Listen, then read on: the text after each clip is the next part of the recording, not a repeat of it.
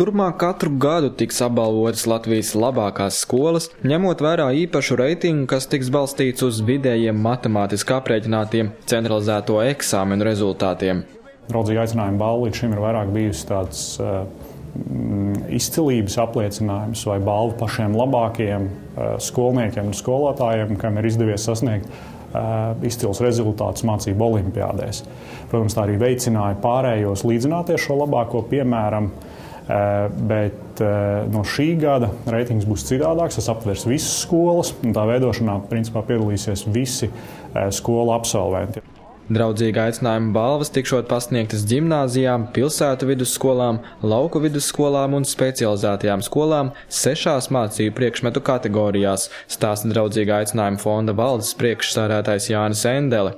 Pa priekšmetiem šim brīdim ir skaidrs, ka tos priekšmetus, ko liek masveidā, tā ir latviešu valoda, matemātika, angļu valoda un arī vēsture, tie noteikti būs priekšmetu grupa. Tad vēl bija iecerēts, ka būs viena dabas zinātņu bloks, fizika, ķīmija, bioloģija kopā.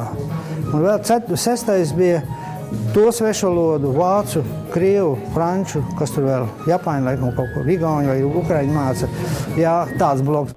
Nordea bankas Latvijā vadītājs Valdis Siksnis norāda, jebkura sacensība un konkurence virza lietas uz priekšu. Skolu reitings dos iespēju topošiem vidusskolāniem un viņu vecākiem izvēlēties skolas, kas sasniegušas labākos rezultātus tajos mācību priekšmetos, kas nepieciešami nākotnes profesijai.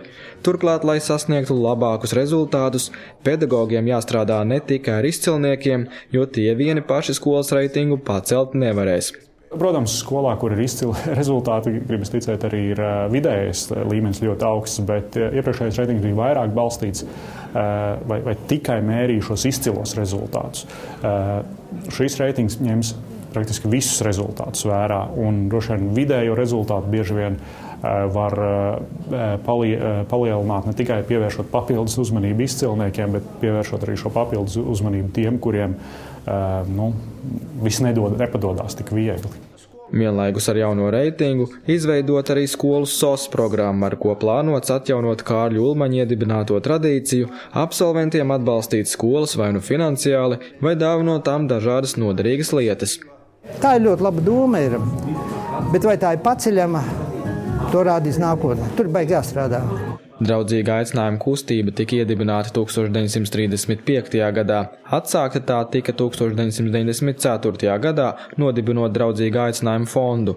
99. gadā tika iedibināta Draudzīga aicinājuma medaļa, savukārt gadu vēlāk Draudzīga aicinājuma balva, kas 10 gadus tika pasniegta skolām par audzēkņu izciliem sasniegumiem mācību olimpiādēs un zinātniskajos darbos.